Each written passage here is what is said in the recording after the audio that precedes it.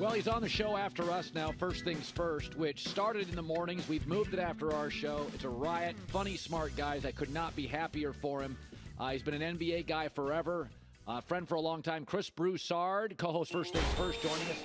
So there's a lot of stuff to unpack here. I want to start with this. It's pretty obvious based on his Boston, Brooklyn, and the early Cleveland stuff pre-LeBron that Kyrie is not a guy you can build around.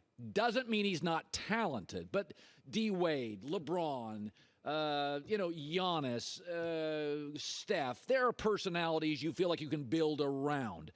But here's my question with Kyrie. It's obvious you can't build around him. But do you even want him on the team? Do you believe the Nets privately have said, listen, we're going to keep KD and we're stuck with Simmons' contract? I think they move off Kyrie. That is my guess. What do you think we're going to see? Do you think he's going to last the year there? Well, it all depends on how he handles this situation, Colin. And look, last night was the first time I'd really seen his off-the-court issues affect his game. You know, he's full of off-the-court issues, right? But he's always been able to play well. First trip back to Boston as a Net, he scores, I think, 37 points. Yeah. First trip back to Cleveland, he goes 22 points, 10 assists. Like, he's always been, even a couple nights ago against Indiana, when you had the guys with the Fight Anti-Semitism shirts courtside, yeah, he goes for 28 points. Last night, though, I don't know if the weight of this is really starting to get to him, but he looked stressed, and it looked like the strain of all this is really wearing on him and affected his game. Yeah. And hopefully, Colin, that will lead him to do the right thing. You hope that he has that aha moment and comes out and apologizes for the anti-Semitic stuff that was in the book and the documentary that he promoted. And hopefully they can move on. But if he handles it the wrong way, then there's no telling what they'll do. But yeah, he's certainly been more trouble than he's worth. He's missed a lot of games because of injury or his anti-vax stance. And you just haven't, what's sad, Colin, is this super team of Durant, Kyrie, and let's bring in James Harden. They never really got a chance to see if it could work because of injuries or the anti-vax stance by Kyrie. I think the nation's tiring of it. So I've watched, I try to watch, I've said this before, I try to watch when I work out at night. I'll turn it on in my little room and I'll watch a half of an NBA game. So I've seen the Bucks play twice for a half. They look really good. Warriors are struggling.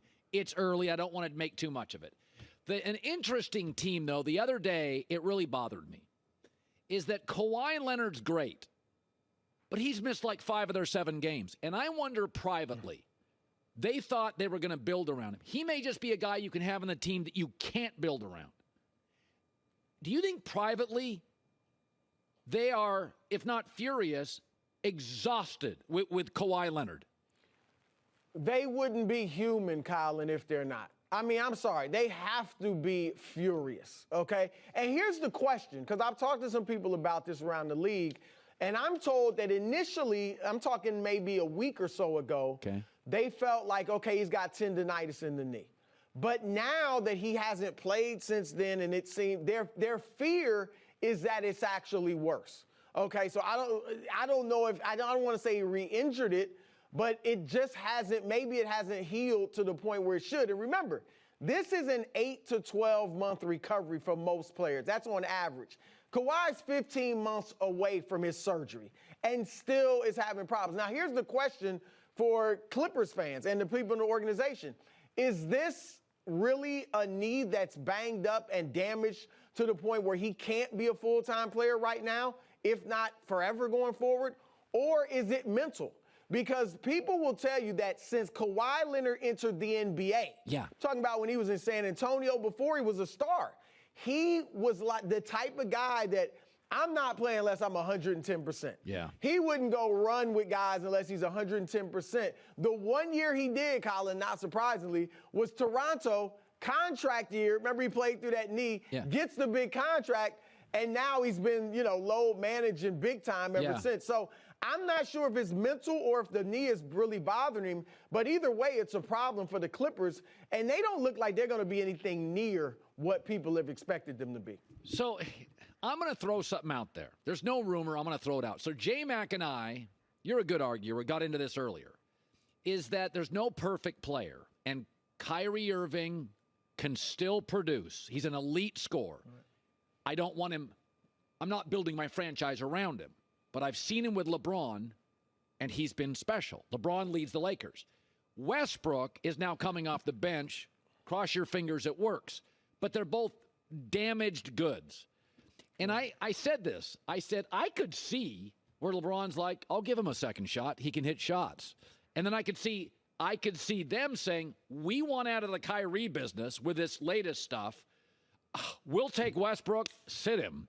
I know it's crazy. I'm not saying it's going to happen. But I want to ask you a question, a theoretical question, because J-Mac and I totally disagree on this, is that at least with Kyrie, it's a shooter's league. He's a great shooter. I think he should apologize. I think the league should have suspended him for his stuff. I'm not, whatever. But if you had is that a deal if you were the Lakers that you would consider? They both have baggage. One is right. Would you consider that? Well, first, let me talk about it from the Nets' perspective. I don't think they would. I think they'd rather just let Kyrie go. Yes. Just let him go than bring in Westbrook. Okay. And if he doesn't handle this the right way, Colin, maybe that happens. Well, I'm not sure. But I don't think they consider bringing in Westbrook.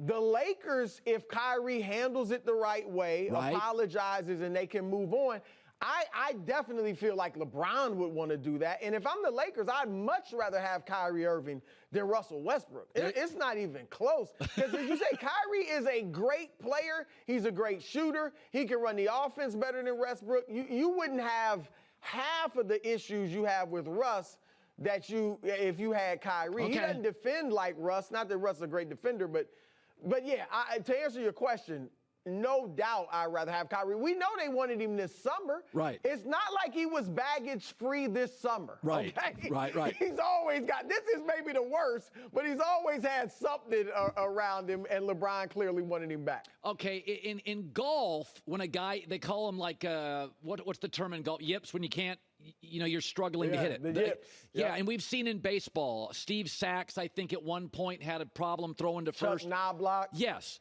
And so Ben Simmons is interesting. There was a player that got drafted years ago, I think out of Iowa State, could be wrong, Royce White, a fear of flying, and it just couldn't make it. There was Markelle Fultz, couldn't shoot. Remember that? Like, he literally couldn't shoot. I look at Ben Simmons, and I think to myself, he's broken. I've seen guys like this, Chris, sometimes you can't fix it. I'm wondering if we're getting there with Ben Simmons. What do you think? That's the fear. And look, now it's at a point where you just hope he can get to be Philadelphia Ben. Right? Forget, Philadelphia plus add a little jump shot and he's great. No. Now you're just hoping for that guy in Philadelphia who gave you 16, 8, and 8 and never shot a jumper. Right. All right. And the Nets, he's 30% of that, Colin. And yeah, that's the fear, because they don't have a shot and they got a lot of talent. Yeah. They don't have a shot if Ben Simmons does not become close to what he was in Philadelphia. Look, I've looked at him in the press conferences. You see him on the court. You see him on the bench.